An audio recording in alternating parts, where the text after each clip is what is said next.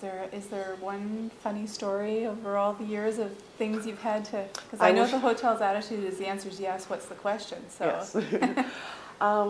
The funniest thing that I've ever seen here, and I won't tell you who, but we had an actress stay with us, and she was quite a character, and one evening there was a full moon and she wanted all of the staff to go and howl at the moon. So you did? Not all of us, but yes, there were a few that did. She was very persistent. How great is that? Yeah.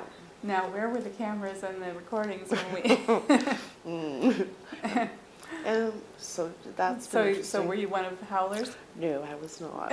I'm not very good at howling. Oh, well, I think that's pretty cool. But that was interesting. Well, we've had a lot of interesting things happen. You know, we've had filming here that's been quite interesting as well. Quite a few movies have been shot here. And we've had a lot of great guests.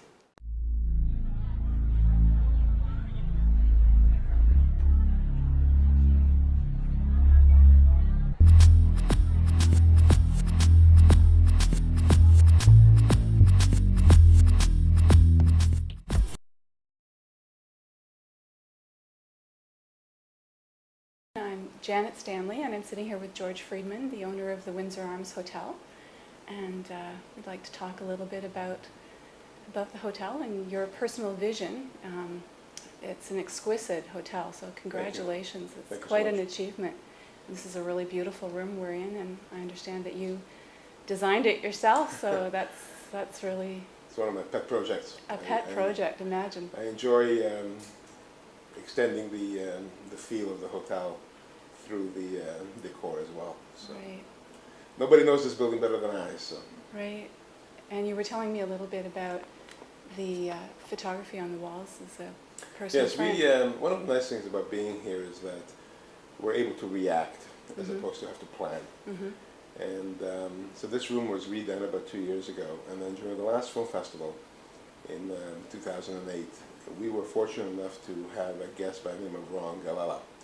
Ron was the paparazzi photographer of the 50s and the 60s, and he's probably in his mid-80s now, and he wanted to sort of give his works a little bit of a rebirth. So we did an exhibition here for him, right. And the painting, the works of art you see around the room are his photographs, and the history is just spectacular. I mean, you have Dustin Hoffman, John Travolta. It's very nostalgic. Yeah, and we have them throughout the halls of the hotel as well. So we have Elizabeth Taylor, Richard Burton, you name it, and all the stars from the 40s, 50s, 60s, and 70s, which were his prime years. Right. Kind of a Hall of Fame. Sort of. Yeah. Yeah.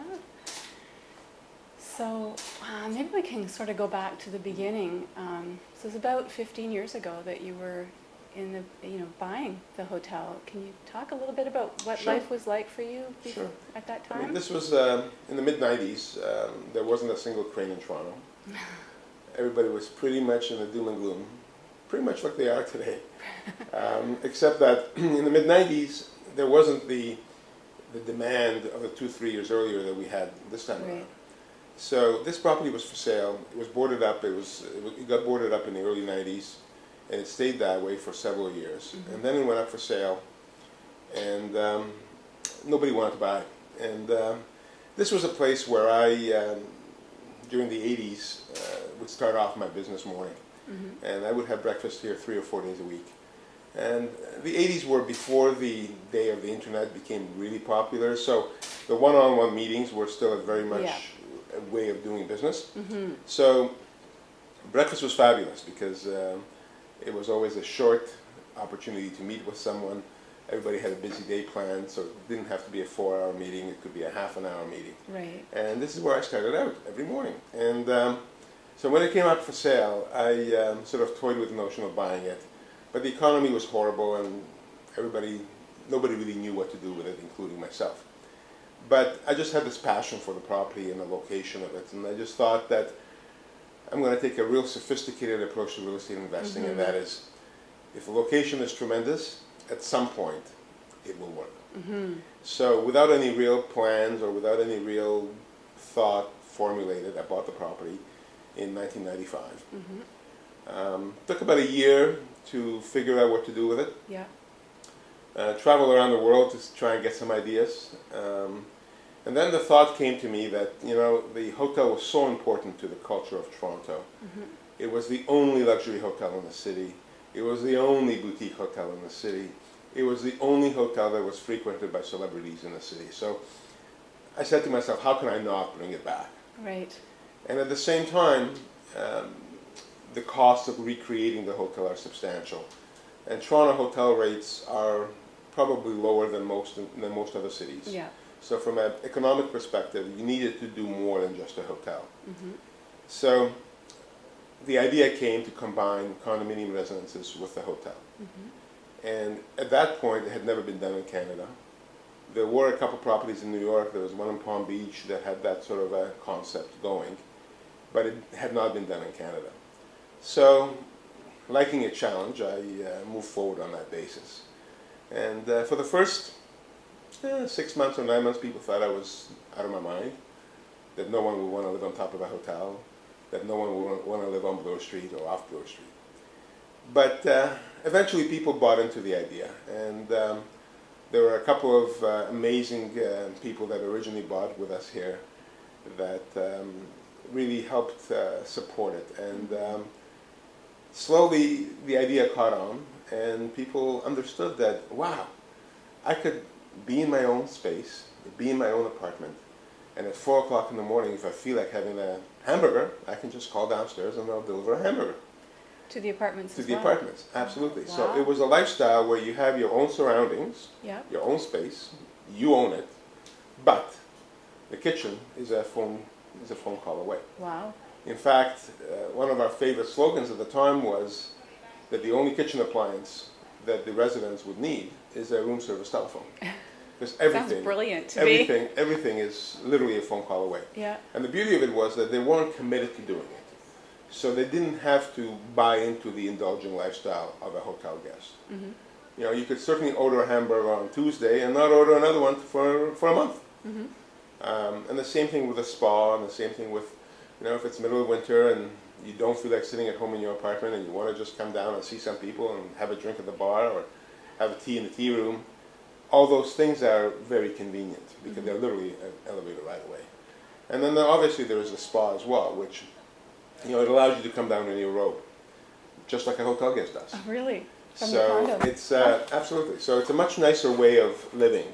Mm-hmm. And again, it's the biggest feature of it is that they can do it as they wish. Mm-hmm. Some do it more often, some do it less often. Right. Depends on their own Yeah. lifestyle. So that idea was really sort of flourished slowly, and it wasn't really planned. It was more of a reaction kind of step Mm-hmm. process. And then as the hotel reopened, which was in 1999, Mm-hmm. we were still the only property of its kind in Canada, Mm-hmm. and all the celebrities came back. And it was amazing because we had, again, the who's who visiting Toronto and would only stay here. So you obviously called it right. There was a real need Well, in the city for there was certainly a need, and luck is always better than brains too. So, you know, the luck was important. Luck was very important because the market throughout the 90s, late 90s, and into the early 21st century, the market certainly did improve. Mm-hmm. So the concept of travel, the concept of indulging yourself, was more on the agenda in 2001, let's say, than it was in 1995 when I bought the property. Mm-hmm. And that certainly was not anything I had to do with. It just happened to have caught it at the right time. Mm-hmm. But certainly, I think luck is very important. But I think you also have to make luck. And Mm-hmm. what I mean by that is you have to put yourself in a position where luck can actually help you. Mm-hmm. Because if you don't do anything, and if you just sit back and you don't take a chance and you don't innovate and you don't come up with new ideas, then nothing will happen. Mm-hmm. So I think it's, looking back, I think it certainly was the right call, but I'm not going to be sitting here telling you that, I invented this idea. Mm-hmm. I did in certain parts, but certainly the economy helped a lot. Mm-hmm. Amazing. And the proof is in the pudding. I mean, over the last 4, 5, 6 years, several other properties have come up in Toronto and in Canada that try to copy the concept. But we're fortunate in that we're still the best. And I'm not saying that because I'm saying it for myself, but third-party publications, third-party reviewers, the Condé Nast of this world that review every hotel in the world still rank us as number 1 in Toronto. And this isn't a fluke. This isn't that just happened this year. It's happened for the last number of years consecutively. Right. So, we work hard at it. It doesn't come easy. We work hard at it, but we're committed to it. And Toronto is great, and it has its challenges like any other city. But I think if you're focused and committed, and you have the motivation and the passion, then I think... I hear the passion loud and clear. Yeah, passion is probably my most favorite word in terms of business. Yeah. It's even when I hire employees, if the passion doesn't come through, it's probably not going to work. So that's part of your management style, is looking for people who bring that kind of energy. Absolutely. We're not a chain, so it's not like you have to follow a certain mold. The advantage of that is that if you are a self-starter, if you're self-motivated, and you like working hard, this gives you the opportunity to shine. The disadvantage of a lesser structure is that you do have to sort of call it on your own. You do have to understand how to react in certain situations, because there isn't necessarily the same hierarchy behind you as there is in some of the larger chains. But it allows the passion to come through. It allows the individuality to come through. Right. And we hear it every day from our guests. I mean, not all of our staff are the same, and I get the comments from the guests saying, "So-and-so was amazing," and I know exactly what they meant, because it wasn't sort of saying to them, "Yes, there is a store down the street 4 blocks over." It's a matter of responding to the question by actually calling the store, by actually making the arrangements for the person to go. It's that extra step. And with only 28 suites, with a guest-to-staff ratio of 5 or 6 to 1, sorry, staff-to-guest ratio of 5 to 6 to 1, it's, we have lots of staff, and so we have to go that extra mile. You can take care of people. To look after the people. And it shows. Most of our travelers are here for longer than a typical hotel stay. Our busiest night is Saturday, which is unheard of in the hotel business. And it shows that people are coming in and spending the weekend with us, even if they live down the street. It's an experience, and it's kind of a happening. It sounds like it's an event. Yeah, absolutely. And it's we take it the next step. We take it a little further than just providing the accommodation. So it sounds like you're looking for passion, and they need to be able to be self-starters. Is there anything else that you're looking for when you hire people? Common sense. Oh, that always helps, doesn't it? I think you can teach most people anything. Okay. The technical things of how to do something can probably be taught in most cases. So what's really important is their passion, their commitment, and their common sense of knowing how to react. Because some of our guests can be very eccentric. Their requests can look absurd. It can appear unusual, or perhaps sometimes even unreasonable. But we're not here to judge. As long as it's legal, we're here to comply.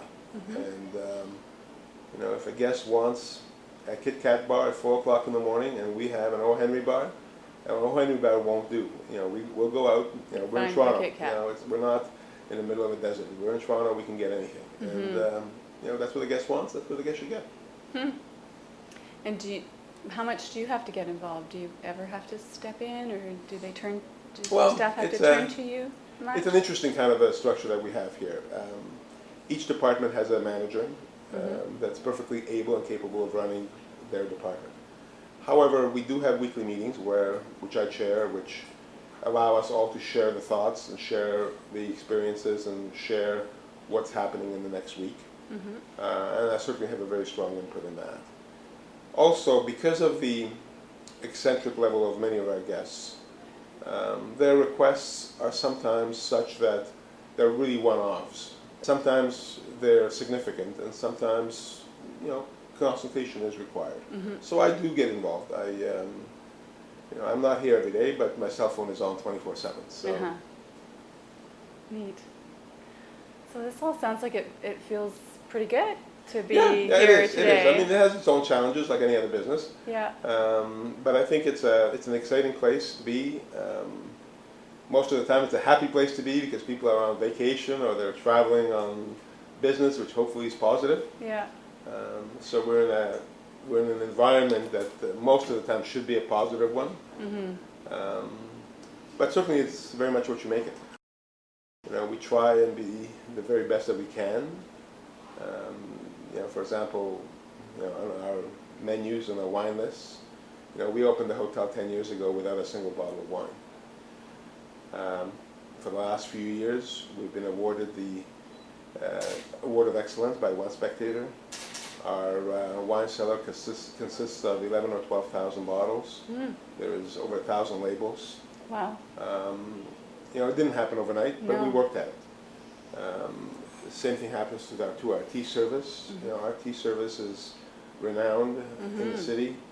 You know, reservations are required on the weekends, especially months in advance. But we provide a great experience, and we're not out of reach. We're not elitist. We're not expensive, although we have the image that we are. But if you actually look at things, we're not expensive. Whether it's our rooms, whether it's our restaurant primarily a steakhouse, whether it's our tea room, whether it's our spa. We believe that we're affordable. We're here that everyone can enjoy it. And the price points, again, are such that they don't require a special occasion for you to participate. It can be part of everyday life. So you do welcome people in off the street. Oh, absolutely. Obviously, there's an elite clientele for sure. Well, certainly the overnight clientele tends to be at more upper end. Certainly our room rates are higher than anybody else's in the city. Right. But there is something here for everyone in the city. You know, our coffees are no more expensive than the coffee shops down the street. And our lunches are no more expensive than the restaurants down the street. So I believe that even though we have this image of being expensive and maybe being a little bit elitist, we're not like that across the board. You know, we are like that in certain events. We do attract the most spectacular events in the world.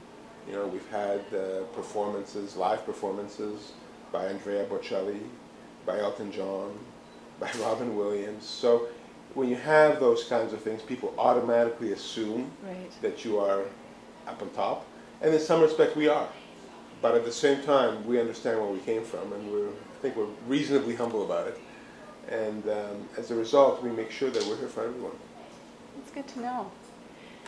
You've referenced challenges a few times. That's the normal routine of any business. Can you talk about any of them, particularly as you were getting started? There must have been some pretty big ones to overcome. Oh, absolutely. I mean, the challenges of opening an independent hotel in Toronto are huge. I mean, there really, before we did this, there really wasn't one. And you know, financing is important because everybody wants to be paid. And at the time, none of it was available. So had to be a little bit more creative, had to work a little harder at it. But I think the most important thing is that from a personal perspective, I love the challenge of creating something that has not been done before. And what makes me sort of tick isn't by repeating what I did yesterday, but by doing something that's never been done before. And I'm not an inventor, so I don't know how to create something that, you know, will solve all the world's problems. But from a business perspective, I enjoy the creative side of what it needs to be to create a need, and then how to fulfill that need in the marketplace. And you know, there's a saying that says you watch one, you do one, you teach one. Ah, I like that. I personally don't believe in that saying because it would require you to do the same thing 3 times over. So I just like the middle one, which is just do it. Do it. It's I'm fortunate that I guess a combination of maybe a little bit of brain and a little bit of luck has allowed me to go forward on that Figure basis. it out on the spot, to learn as you go. Pretty much. Yeah. I mean, most of the things that you'll see in this hotel came here because of an experience that I had somewhere else, or were adapted because of something that happened somewhere else. So it's very much a evolving process, as opposed to here's a list of requirements. You go to the architect and say, build me this, and you go home and you come back 3 years later and the building is up. That wasn't it. So you worked with Saul Wassermuhl in the beginning. Yes, he was the architect. He was the architect you yes. selected, and so what were there some specific kinds of considerations that led you to him, or that? Absolutely. I mean, absolutely. We needed architecture is a talent that combines creativity, but also technical knowledge. So it's nice for something to look pretty, but it also has to function. Yeah. And Excuse me. so prior to selecting Saul, I interviewed a number of other architects, both local and international. And I ultimately settled on Saul simply because he brought to the table local knowledge, but at the same time he has passion. And he was willing to sit back and go through the process of creating it as it's one step at a time. So it wasn't a matter of us getting his standard drawing 101 for a hotel. You know, this is something he'd never done before either. And but he had the capability, he had the technical knowledge, and he had the team behind him to put it all together. So it was a great experience. We're still friends, which is always a good thing.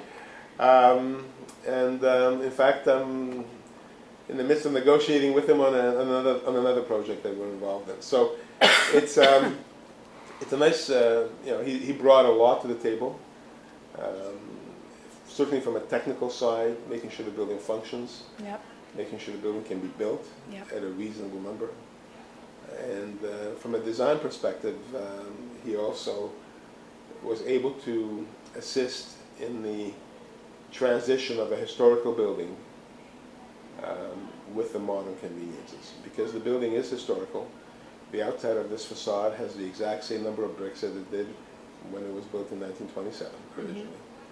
So it was important to have the technical knowledge and the respect for the history, and blend the history with the new. Yeah, it's a remarkable blending of the two. Because everybody embraces history, but nobody really wants the clunky water pipes. No, you're right. So everybody wants the modern conveniences within the ambiance of the old building, and that was the biggest challenge that he had to face. Has buying the hotel changed your life in any significant ways? Is it? In some respect, it has, because it's certainly not my only business investment, but it's the one that people react to the most. It's the one that people frequent.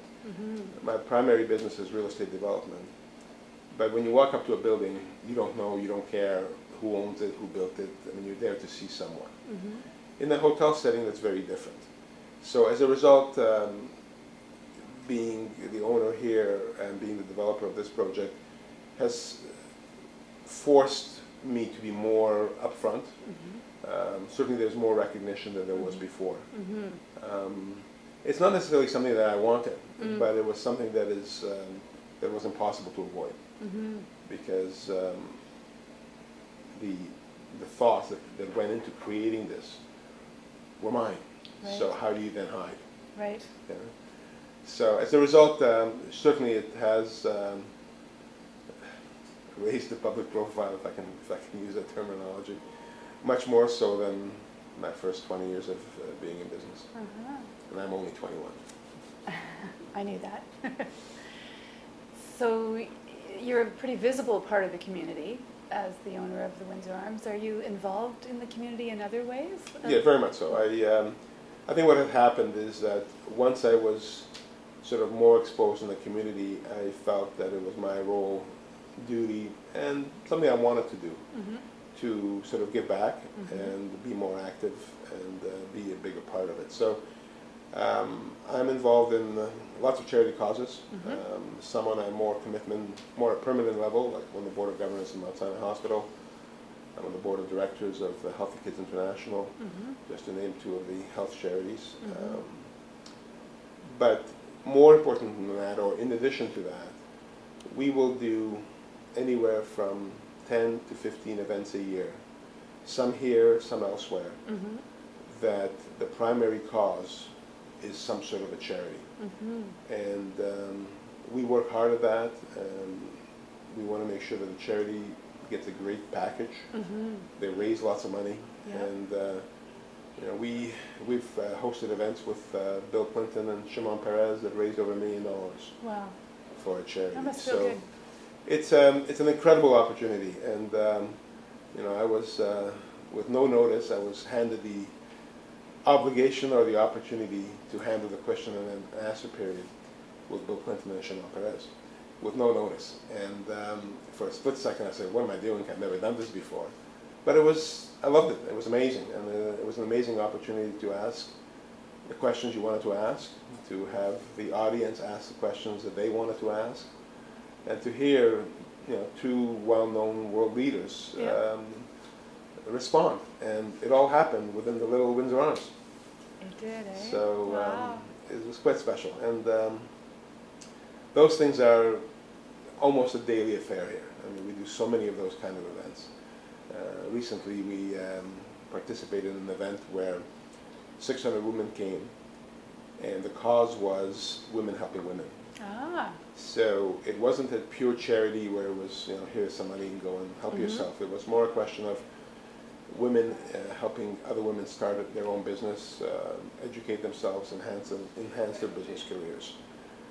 On a daily basis to what? Yeah, what we comes get, up. I mean, what happens is the snowball effect. So the more you do, the more you are known for that. And as a result, requests come in on literally on a daily basis.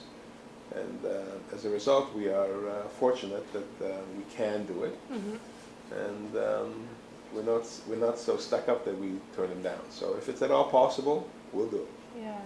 And as a result, on a typical year, we personally will participate in 10 or 15, as I said, but in a typical year, we'll probably do 50 here, and of various types. And it's great. It's great to be able to do it. You know, there's a saying that says it's always nicer to be able to give than to have to receive, and I really, really believe in that. And you know, we're fortunate enough that we can assist, and it behooves us to take advantage of that opportunity. So recently you had Jana Hefford photographed in front of the hotel, a two-time gold Olympian winner. How was that? Were you involved in that at all? I personally was not. No? I personally was not. But again, those kinds of things, they're very special to us. So if somebody wants to do something like this, absolutely, because we're here for the people.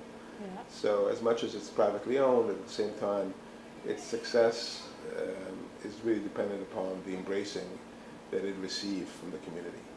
And you know, whether it's that photo shoot or Canada's Walk of Fame or any number of events that we do here, you know, during the film festival, you know, we host a number of events. You know, we host the annual Insta party. I mean, there's countless number of events that allow us to reach the level that we have reached, and we work very hard to try and make sure that those events are the very, very best that it can be. And we are also expanding and into slightly different areas as well within the hospitality field. Recently purchased a resort up north, about an hour and a half from Toronto in the Kawartha Lakes region, which is a combination of a spa, resort, and a golf course. And our goal there is to enhance the spa experience. People shouldn't have to go to a resort that's 2,000, 3,000, 4,000 miles away to enhance their lifestyle, to enhance their health. And the direction that we're going there will be to create a destination resort that allows people to go for 4 or 5 days, and not have to spend $5, $10, or $20,000 in the process. We're putting together a fabulous team of health professionals to operate the facility, and it will be an amazing place for Torontonians as well as people from all over the world. And the setting is spectacular. It overlooks Sturgeon Lake. I think it's the prettiest setting I've ever seen anywhere. It's about a 100-acre property and fabulous golf course. Wow. So that's at one end, and then in the next in October, we're opening what will be called the Allstream Center. Allstream Center is the old automotive building of the Canadian National Exhibition. Okay. It will be Toronto's largest ballroom. It will have capacity for a single event of up to 4,000 people sit down dinner. Wow. So it takes what we do here to a totally different level and totally different size. Today in Toronto, the largest ballroom pretty much seats maybe 1,000 people. Wow. This one will go up to 4,000. Ballroom quality finish, so that you don't have to go into a convention space where there's nothing, concrete floor, concrete walls, and no ceilings. This space is 100% finished. You walk in and you do your event. And our main focus is, there's really two different business models there. One is to help the economy of Toronto by creating a new conference center. And it's going to be operated from the conference side in conjunction with the Direct Energy Center, which is a 1 million square foot exhibition stadium grounds. So on the conference side, it will attract conferences to Toronto that otherwise could not have been here. On the social side, what we hope to achieve is all the galas, the fundraisers, the political events, major corporate events that have capacities of over 1,000 people, which today are forced into convention spaces or warehouses, will now be able to do an event far more efficiently, far less expensively. And the building itself, coincidentally, was built originally around the same time as this building was, in the late 20s. And it's truly spectacular. It's a freestanding building, limestone on the outside, totally restored to a LEED standard. It will be the only convention center in the country that has a LEED standard. And we think that it will be embraced, notwithstanding the less than ideal economy that we're currently in. Our first event is October 23rd, and of course it's a charity for the Toronto Hospital. It's a Grand Cru event. They do annually. And we were fortunate that they wanted to give their event a new breath of life, and they took us up on our proposal to allow us to host it. So it will be exciting for Toronto, and hopefully it will be economically beneficial to us, but I think it's also important to understand the role that it will have within the city. And we believe it will help the local neighborhood, it will help the downtown hotels tremendously, because now there is a facility that people from Milwaukee or New York or Detroit or wherever can come and enjoy Toronto. So you're very aware of the role of these buildings and these places in the culture of Toronto. Do you see the culture of Toronto changing sort of over the last 15 years much in ways that you need to respond to differently than? Very much so. Toronto is very unique in that, as we all know, I think it's the most multicultural city in the world. Half of the people who live in Toronto were not born here. And with it comes a unique set of circumstances.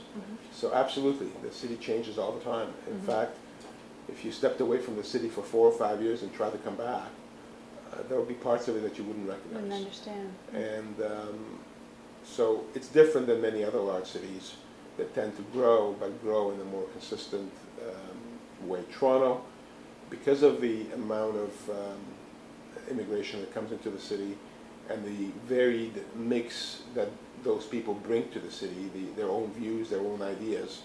Toronto tends to be more diverse. So I think the history of Toronto is crucial, and being a relatively young city, I think it's important for it to be embraced. And that's really what we try to do here. And we could have ripped this building down. Okay?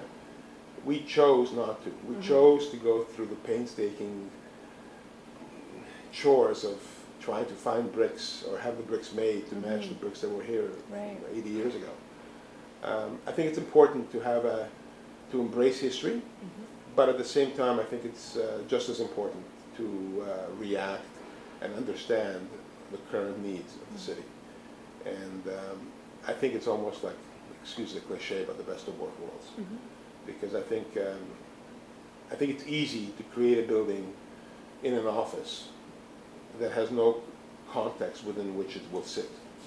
I think it's much more challenging, but much more rewarding to create a building that actually fits within wherever it is you want. Environment. And it's not so much just fitting in its architectural form, but in many respects it's actually more important, I feel, that it fits in within the use form. Because what it looks like is important, but I believe what's far more important is what people can do with it. And as a guest into a building, yeah, you see what it looks like from the outside before you walk in. But once you walk in, you're not really cognizant of what it looks like on the outside. But you're cognizant of what you can do with it on the inside. What you can buy, what you can sell, where you can sleep, where you can shop, where you can listen, where you can learn, whatever. The whole 9 yards. Yeah, exactly. Yeah. And I think that's the part that makes Toronto a little more unique than maybe some other cities. Europe is very different. I mean, I'm very, very passionate about Europe, but the average European city's history is 3 or 4 or 5 times that of Toronto in terms of how old it is. So it's very hard for Toronto to be on that basis. Plus, what happens is that architects tend to go in 20-year cycles, and every 20 or 30 years there's a new flame of architecture that comes aboard. And looking back, some of it is nicer than some others. Yeah. And there are some buildings here that were built in the 20s that are much nicer and are holding up much better than some buildings that were built in the 50s.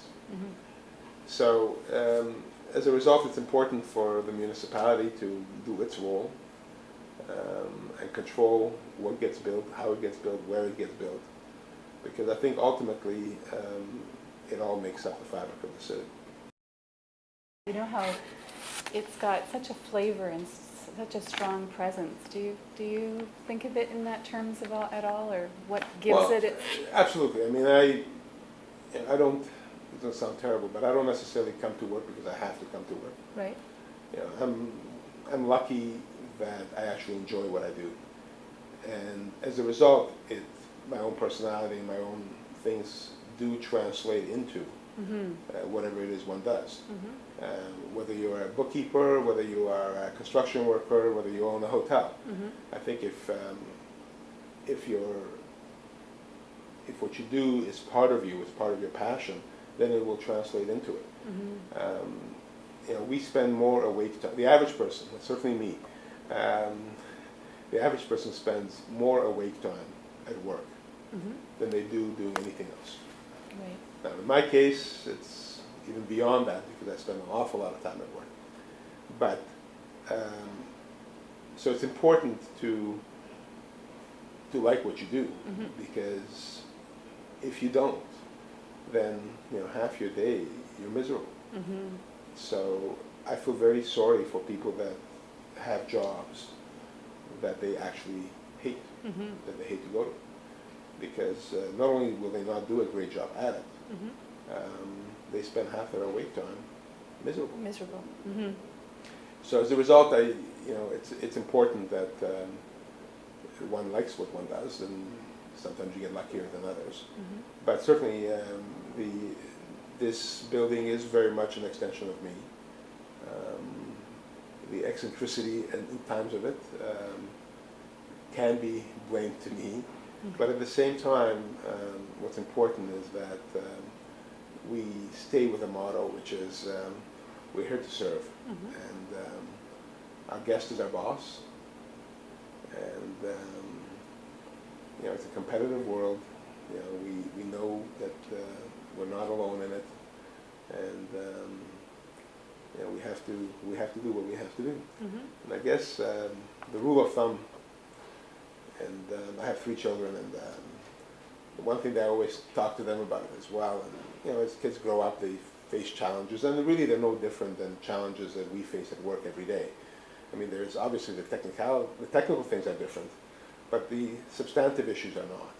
And the rule of thumb that I use is that in the morning when you get up and you look in the mirror, as long as you're happy with what you see, you're good to go. And if you're not, try and figure out what's wrong, and try and fix it that very day. And I'm not going to say that we're perfect, we're far from it, but what's important is that if we do make a mistake, you recognize it as quickly as possible, you fix it as quickly as possible, and you acknowledge that you were wrong, as opposed to trying to sweep it under the rug. Right. And because usually when you sweep things under the rug just gets bumpier and bumpier and bumpier. And problems just get bigger and bigger as time goes on. They never really disappear if you don't face it. So integrity is important to you? Integrity, but it's more than integrity. It's also, people will judge you, and you can't please them all because they have their own agendas, they have their own views. They may not be right. So I'm not so worried about what others think, because you can't run around the world looking behind your back, making sure that everybody loves you. Because I don't believe that that's realistic. And if it is realistic, there are very, very few people that can actually achieve that role. There are the Mother Teresas of this world. And I'm far from that. And I have no desire to go that direction. So it's not about being well-liked or being appreciated by everyone. It's more a question of having your own self-worth and your own understanding of what is right and what is wrong within yourself and the outside. And it's just a matter of correcting what you think you did wrong. And it's a matter of the self-confidence of recognizing that you have done something wrong. Because there's many people out there that acknowledge the fact that they've done something wrong, but they're too insecure to actually admit it and to actually do something about it. And then the thing just perpetuates. It's much easier to say, you know what, I'm wrong, you're right, you win. Now we can start again. And in 30 seconds, you solve the problem.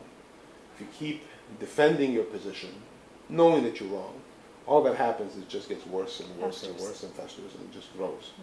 So it's easier, and it's also from an opponent perspective, from the adversary perspective, it's much harder for them to argue with you if you actually say, you know what, you're right. Non-resistance. Right? I mean, what are they going to argue? Beat you up over it? Right? Whereas if you sort of keep defending it, and you keep sort of arguing it, it just tends to perpetuate the problem. So I'm a full believer in standing behind your right, so to speak. If you're right, make sure everybody knows you're right, kind of thing. But if you're wrong, there's absolutely nothing wrong about admitting the fact that you are wrong. And there's absolutely nothing wrong about asking questions, about admitting that you don't understand something.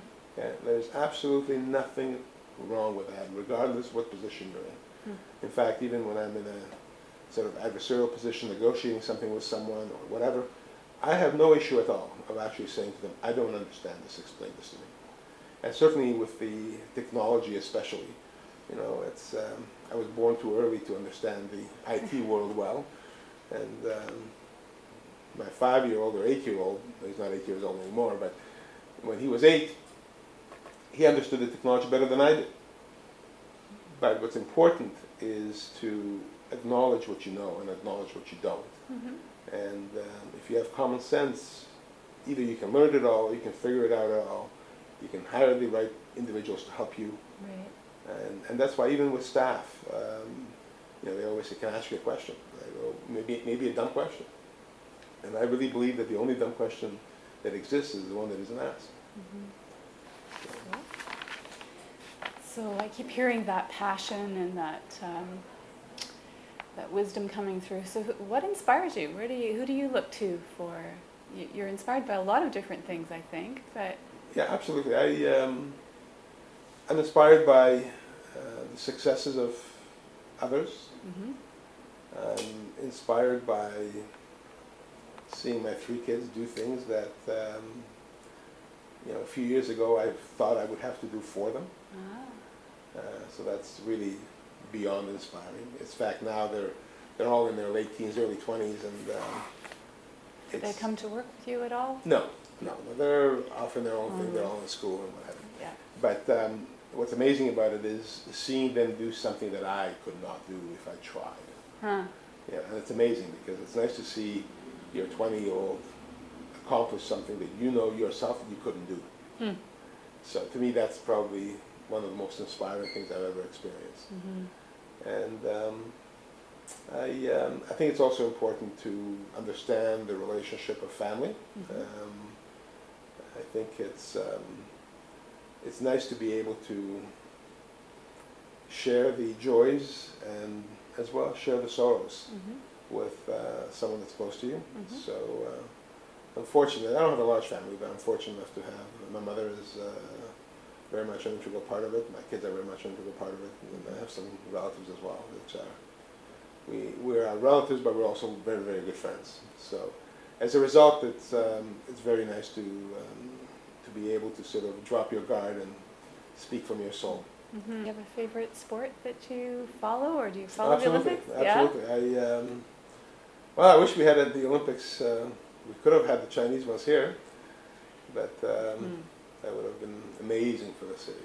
Yeah. It really would have brought Toronto to the forefront.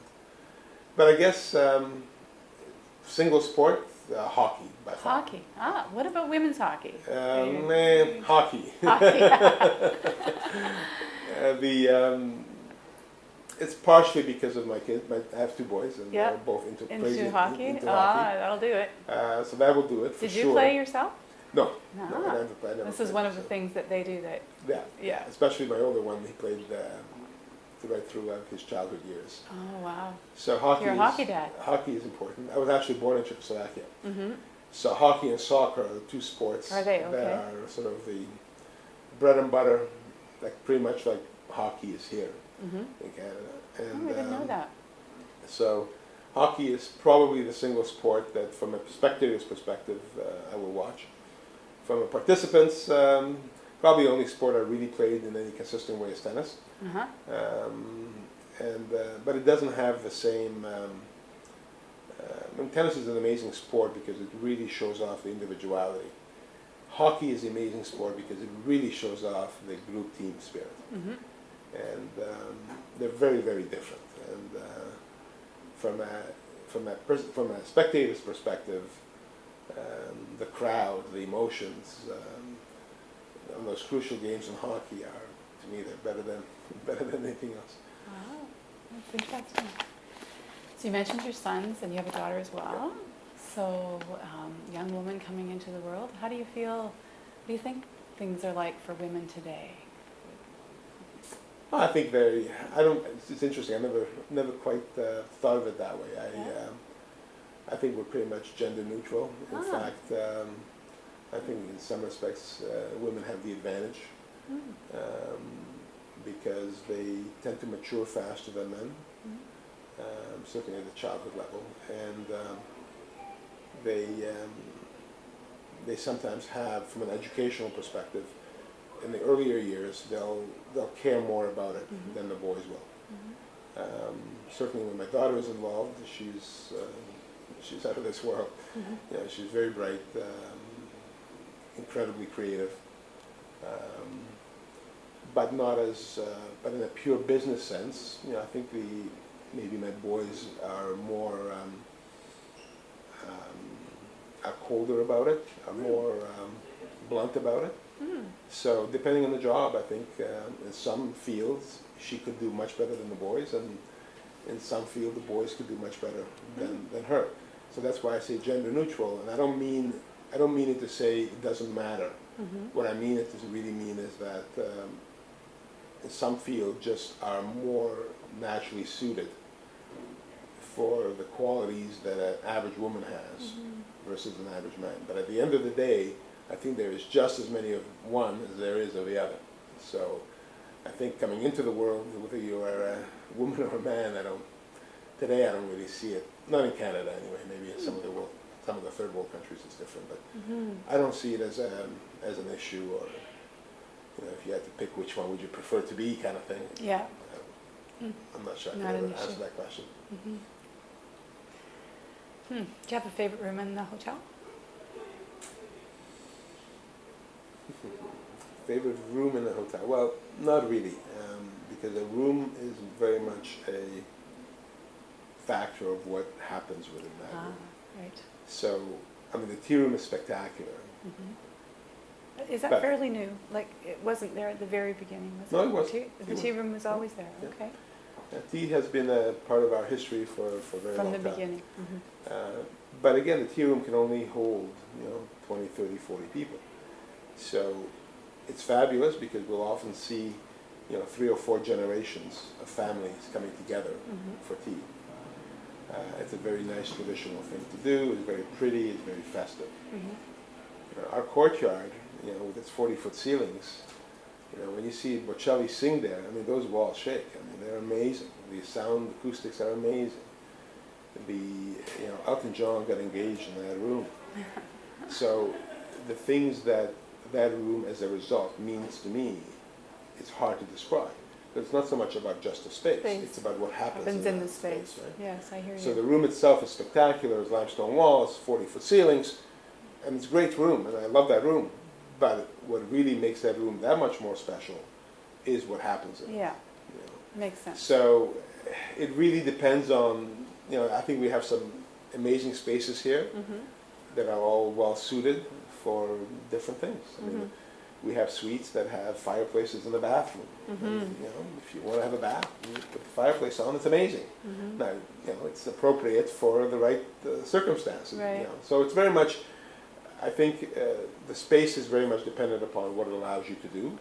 And it's the combination of the space and the activity that make it that unique kind of feel. Does that carry to your home as well? So do you have a favorite room at home, or is it again the same kind of? I don't know. At home it's different. I rarely entertain at home. So my home is really my private space for me and my kids. So I don't, it's a nice house, don't get me wrong, but it's not a place where, like last time I had a party for more than 3 or 4 people, it was probably 10 years ago. Like it's not something that it's my place to be left alone. Be left alone. Your So, haven. sorry? Your haven. Yeah, and I also tend to, well, depending on my kids' schedules, I tend to be at work a lot, and especially now that 2 of them are away at school. It's, I don't need to be home all kind of thing. So as a result, I'm not at home that much. So I prefer being out, I prefer being at work, I prefer being out with friends. Yeah. So what do you do to relax? Watch hockey? Go to meetings. Go to meetings. Meetings are relaxing for you. Absolutely. Ah, that's Absolutely. interesting. You really do love what you do. Yes, absolutely. If you ask me That's my the favorite secret pastime, to success. my favorite pastime is probably going to meetings. Wow. Not all meetings. I don't some think meetings, too many people would say that. That's not all interesting. meetings. Some meetings can be I could do without, but generally speaking, I love meetings. 'Cause Yeah. It's a way of exchanging ideas. It's a way of learning from each other, Yep. which you can't see in a textbook. You can't learn it on TV. You can't read about it in the newspaper. It's all self-created. Yep. So that's probably my favorite pastime. Wow. Well, you've been really, really generous with your time and your My comments pleasure. and your Well, thank you. sharing. Thank you so much. Is there anything that you feel you would like to add to? No, I just really all I want to say is that we're thankful for the opportunities that we're given. We hope to take advantage of the ones that are handed to us. Yeah. We hope to do a good job at them, and really enjoy being an integral part of the fabric of the city.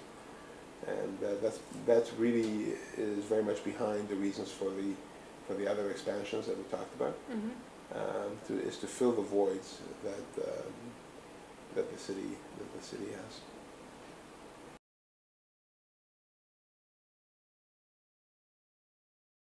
Christine Corda, who is the manager of communications and special events, but she's actually the heart of the hotel. She kind of does everything, as I've been hearing. We've been chatting off and on all morning, so we've talked about a lot of different things, but so some of it might be a bit of a repeat, but Chris, maybe you could just tell me what happens in a kind of normal day for you, even though I know there really isn't a normal template. day would be first coming in, answering emails, trying to get through them all, finding out what things that we have going on, if we have an event that needs special attention, or a special guest coming in that may need special attention as well. I mean, all of our guests deserve special attention, but you know, there are some who need that even more extra. It's just making sure that everything's running smoothly.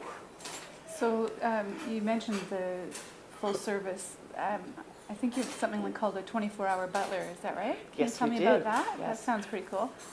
What we have is our rooms have butler pantries. Mm-hmm. So if you stay here and you want complete privacy, you don't want to see anybody at all, you can have your room service, your dry cleaning, whatever, Mm-hmm. sent up through the butler pantry, and our butlers deliver. We have all gentlemen butlers. We have had female butlers, and they're great as well. And we offer 24-hour service, so anything that they need done. It's neat. And we're sitting here in what I think is one of your favorite rooms, right? Yes. The tea room? Yes. So it's a favorite for many people who come here. Can you tell me a little bit about the tea room? Well, we do traditional tea here. We do it 7 days a week. We also do a twilight tea service on the weekends, which has been quite a success. I'm finding it really strange to see all the gentlemen who actually bring their dates here for tea, and I think it's a nice thing. We do very well with our tea. As I mentioned before, that we do the true traditional tea. We do the tea leaves, the petitfours, the desserts, strawberries and the cream afterwards. If you want, you can get a glass of champagne with it. So we offer the whole. And surprisingly, a lot of people, a fair amount of people have had their weddings and done a tea service with their wedding, for small weddings, and it's Wow. quite pretty. Ah. And weddings. That's Yes. something that happens here a lot. We've We been do a lot talking of about a weddings. few of them, yeah. It's nice when you have a wedding at the hotel because it's really all about you. Lots of times if you go to the halls, there'll be 6 weddings going on. But when you do a wedding here, you own the whole hotel.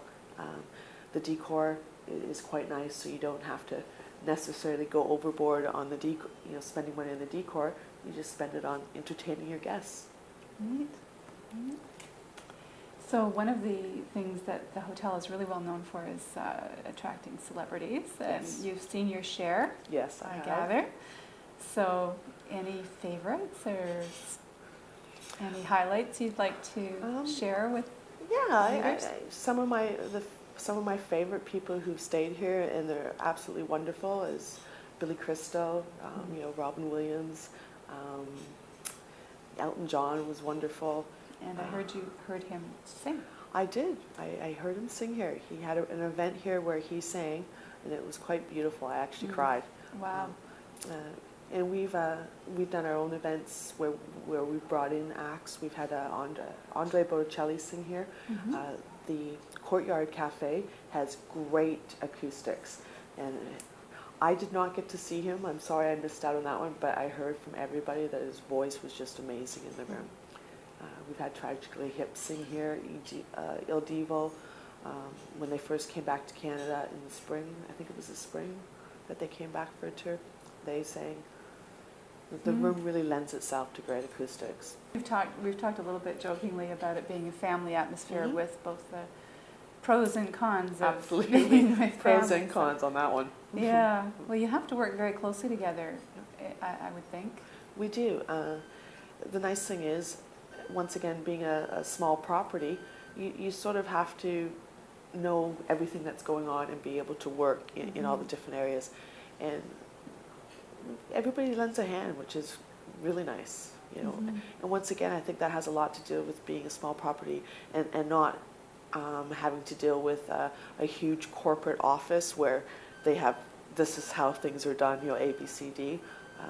We're privately owned, the owners here, so if there's an issue or if there's something that has to be done right away or fixed right away, that process is, let's get it done. How about, it was good for Jana to have her cover shot here as a contemporary woman, successful absolutely. woman. How do you see the role of women? Do you get to witness the role of successful women differently from this spot? And well, we have a lot of women that work here in leadership roles. Most of our managers here are women. We also do a lot of events with women's groups. We did a wonderful, wonderful event with the Canadian Women's Foundation. We're very supportive of women organizations.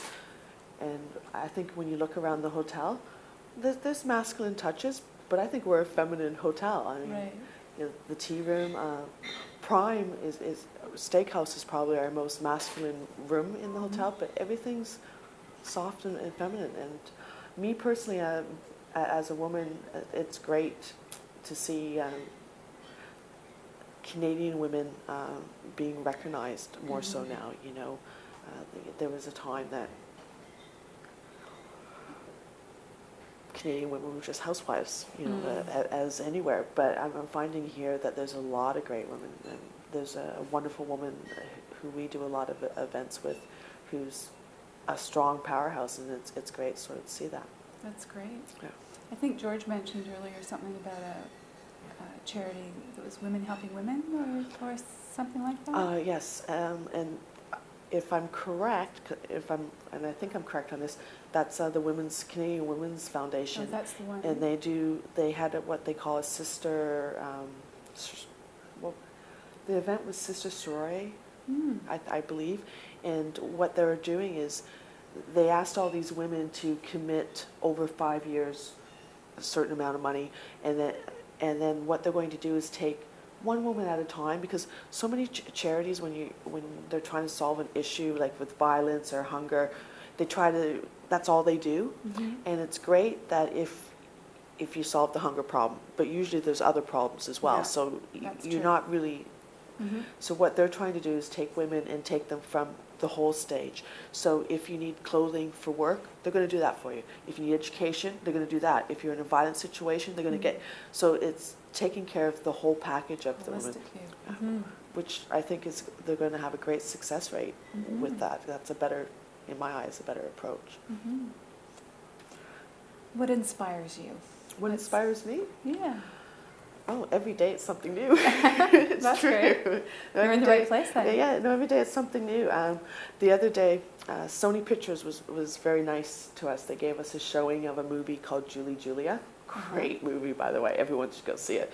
And we thanked all of our clients by inviting them to the movie. So the theater holds 230 people. We actually had 178 show up, and we all watched the movie together. Oh, nice. And it was a great movie. And I'll tell you, that's an inspiring story.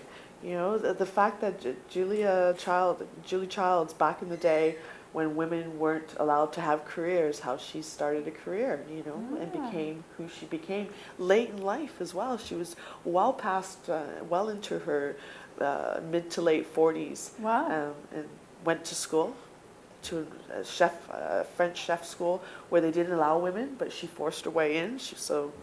I love hearing those stories. Oh, it's actually a great story. Yeah. I think we spoke about, we have a new property, Egan Ridge. Right. And we have golf there. And I don't golf yet, but I'm going to learn how, because they have a guy up there who apparently is pretty good, will teach me how, but doing women's golf classes up there. Excellent. I love the new property because it's very peaceful.